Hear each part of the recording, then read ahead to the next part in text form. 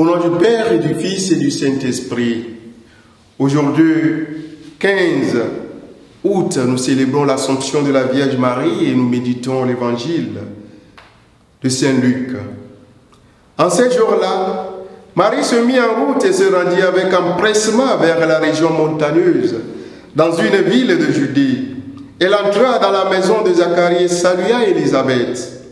Or, quand Élisabeth entendit les salutations de Marie, l'enfant tressaillit en elle. Alors, Élisabeth fut remplie d'Esprit Saint et s'écria d'une voix forte, « Tu es bénie entre toutes les femmes, et le fruit de tes entrailles est béni. D'où m'est-il donné que la mère de mon Seigneur vienne jusqu'à moi? Car lorsque tes paroles de salutation sont parvenues à mes oreilles, l'enfant a tressailli d'allégresse en moi.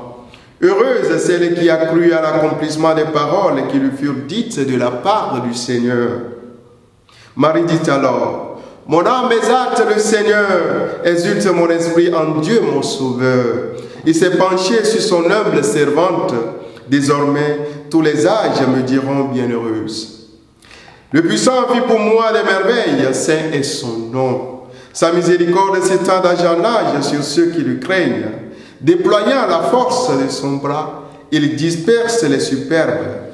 Il renverse les puissants de leur trône. Il élève les humbles. Il comble de bien les affamés, renvoie les riches les mains vides.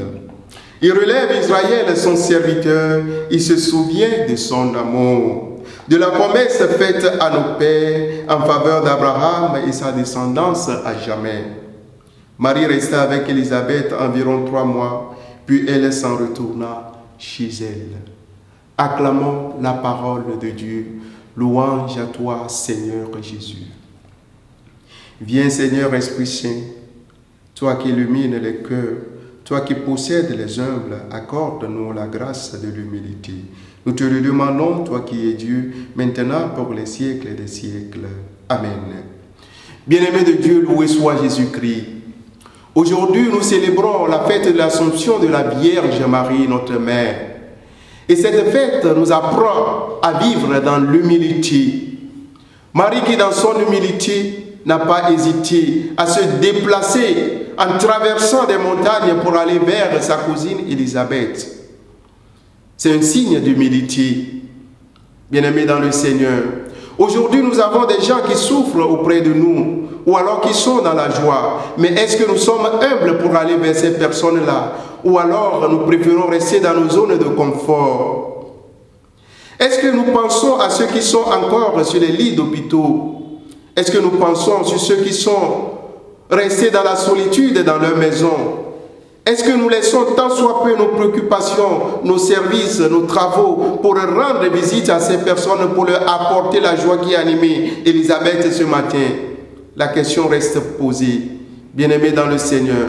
L'humilité que le Seigneur nous demande doit nous pousser vers l'autre, doit nous faire déplacer, marcher, traverser les collines, les montagnes, la pluie et le vent pour aller vers ceux qui sont abandonnés. Regardez autour de vous.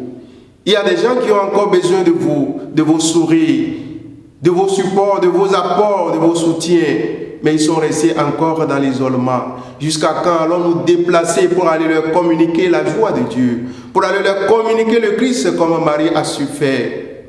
Le Seigneur élève les humbles. Demandons au Seigneur de nous communiquer cette grâce de l'humilité afin que nous puissions nous rendre serviables et aller à la rencontre de ceux que nous avons abandonnés dans leur misère ou dans leur souffrance. Qu'il en soit ainsi pour nous, maintenant, pour les siècles des siècles. Et que le Seigneur vous bénisse, le Père, le Fils et le Saint-Esprit. Amen. Donne ta vie à Dieu.